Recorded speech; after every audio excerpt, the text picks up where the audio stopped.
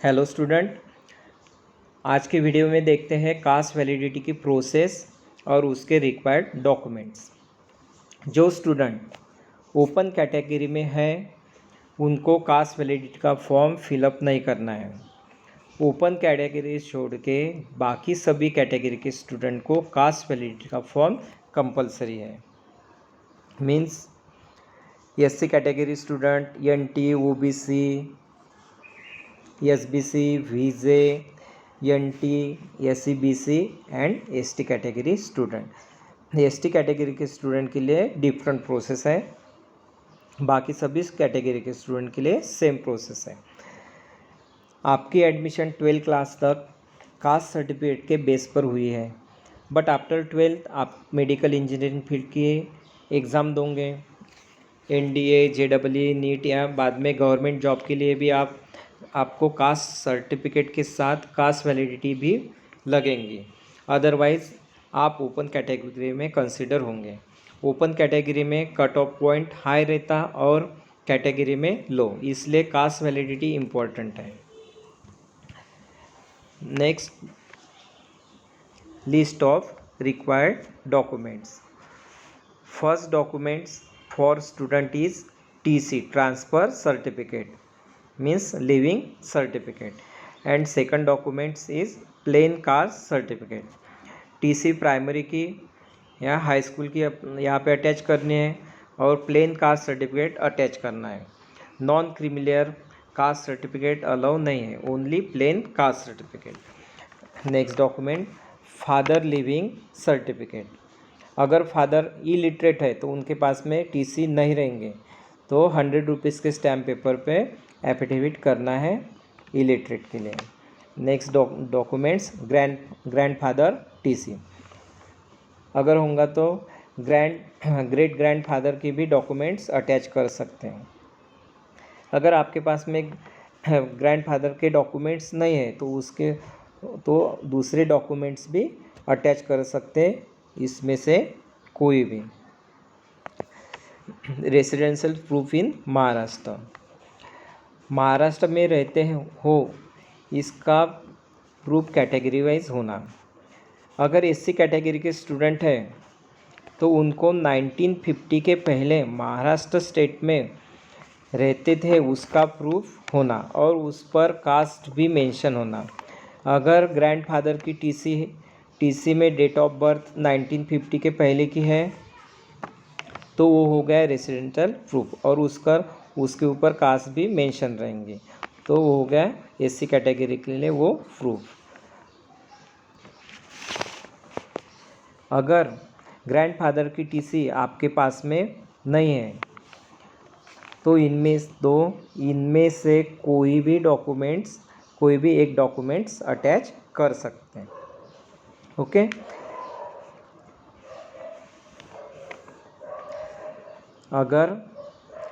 अगर ग्रैंडफादर 1950 के बाद महाराष्ट्र में आए हैं तो उनके पास में 1950 के पहले के डॉक्यूमेंट्स नहीं रहेंगे, तो महाराष्ट्र स्टेट में कास्ट वैलिडिटी के लिए अप्लाई नहीं कर सकते। जो स्टेट में वो 1950 के पहले रहते थे उसी स्टेट से कास्ट वैलिडिटी के लिए अप्लाई करना है। ओके। ST कैटेगरी के स्टूडेंट बिफोर 1950 महाराष्ट्र में रहते थे उनके लिए ही है। Same way for OBC category student. OBC के लिए 1967 के पहले महाराष्ट्र में रहते थे उसका प्रूफ होना। NT एंड VJ कैटेगरी के लिए 1961 के पहले महाराष्ट्र में रहते थे उसके डॉक्यूमेंट्स होना। उसके लिए ग्रैंडफादर की TC या इसमें से कोई भी डॉक्यूमेंट्स जो 1960 के पहले आपके पास में है वो आपको अटैच करने हैं। तो इसमें से कौन से डॉक्यूमेंट्स लगा सकते हैं, तो देखते हैं लिस्ट वाइज। Birth certificate. अगर आप कैटेगरी SC कैटेगरी है और ग्रैंडफादर का बर्थ सर्टिफिकेट 1950 के पहले है तो वो हो गया रेसिडेंशियल प्रूफ। वैसे सभी कैटेगरी के स्टूडेंट के लिए बर्थ सर्टिफिकेट या डेथ सर्टिफिकेट। जन्म मृत्यू नोंदणी दाखला। नेक्स्ट डॉक्यूमेंट 7/12 उतारा कैटेगरी वाइज इसी ईयर के पहले। नेक्स्ट डॉक्यूमेंट्स गांव नमूना 14 वो भी ये year wise before this year.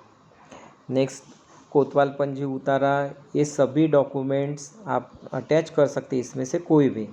Sale deed होंगी आपके, अगर आपके यहाँ पे घर पे सेल डीड होंगी, अगर एससी कैटेगरी है तो 1950 के पहले की सेल डीड, ओबीसी है तो 1967 के पहले की सेल डीड, या एनटी वीजे के लिए 1961 के पहले की सेल डीड।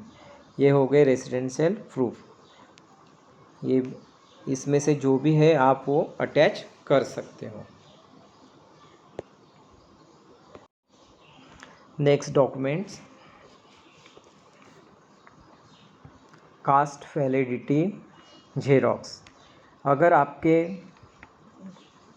कोई भी फैमिली मेम्बर के पास कास्ट वैलिडिटी है बनी हुई है तो उसकी जेरोक्स अटैच कर सकते हैं। कंपलसरी डॉक्यूमेंट्स नहीं है, अगर होंगी तो ही अटैच करना है। नेक्स्ट इम्पोर्टेंट डॉक्यूमेंट्स एफिडेविट, वंशावळ। एफिडेविट पेरेंट्स को करना है। अगर आप नागपुर से हैं तो ज़िले में जाना है, 100 के 2 स्टैम्प पेपर लेने हैं, वहाँ पे कंप्यूटर वाले रहते हैं, उनसे कास्ट वैलिडिटी के लिए मैटर प्रिंट करना है और वहीं पे एफिडेविट करना है। ओके, ये एफिडेविट की प्रोसेस पेरेंट्स को करनी है ज़िले में जाके। Next documents form number 15A। आप जिस नेट कैफे पर से फॉर्म भरेंगे वहाँ से फॉर्म नंबर 15A लाना है और कॉलेज से फिलअप करना है, और कॉलेज से ही नेक्स्ट डॉक्यूमेंट कवरिंग लेटर भी कॉलेज से मिलेगा।